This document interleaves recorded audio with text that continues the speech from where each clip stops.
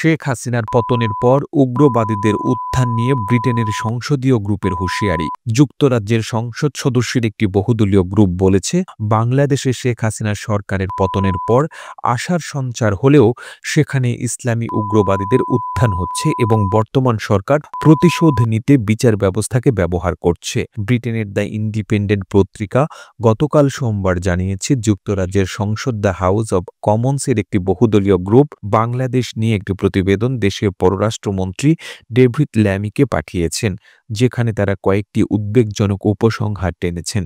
এই উপসংহারগুলোর মধ্যে অন্যতম হচ্ছে ৫ আগস্ট শেখ হাসিনার সরকারের পতনের পর বাংলাদেশে ইসলামী উগ্রবাদীরা লাভবান হচ্ছে। পত্রিকাটির খবর অনুযায়ী বিগত কয়েক মাসে বাংলাদেশে ধর্মীয় এবং জাতিগত সংখ্যালঘুদের যেভাবে নিশানা করা হয়েছে বলে মনে হচ্ছে, তা নিয়ে all party parliamentary group for the Commonwealth উদ্বেগ প্রকাশ করেছে।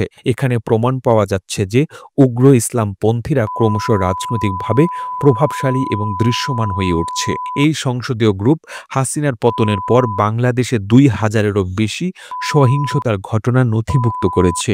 সংসদ সদস্যরা আরও হুঁশিয়ারি দেন যে বর্তমান সরকার প্রতিশোধ নেওয়ার জন্য বিচার ব্যবস্থাকে অস্ত্রে পরিণত করেছে। সংসদীয় গ্রুপ বলে, তারা তথ্য পেয়েছে যে প্রাক্তন মন্ত্রী, সংসদ সদস্য, আওয়ামী লীগ নেতা, প্রাক্তন বিচারক, বুদ্ধিজীবী, আইনজীবী এবং সাংবাদিকদের বিরুদ্ধে এত সংখ্যায় হত্যা মামলা দায়ের করা হচ্ছে যে সেগুলোর বিশ্বাসযোগ্যতা নিয়ে প্রশ্ন উঠেছে। শেখ হাসিনা ব্রিটেনের প্রধানমন্ত্রী কির স্টারমারের মন্ত্রিসভায় ট্রেজারি মিনিস্টার টিউলিপ সিদ্দিকের খালা হন। বাংলাদেশের প্রতিষ্ঠাতা রাষ্ট্রপতি বঙ্গবন্ধু শেখ মুজিবুর রহমান সিদ্দিকের নানা। প্রতিবেদনটি ভালো লেগে থাকলে আপনার ফেসবুকের টাইমলাইনে এখনই শেয়ার করুন। সেই সঙ্গে বিশ্ব বাংলার ফেসবুক পেজটিকে ফলো করুন ও বিশ্ব বাংলার ইউটিউব চ্যানেলটিকে সাবস্ক্রাইব করুন।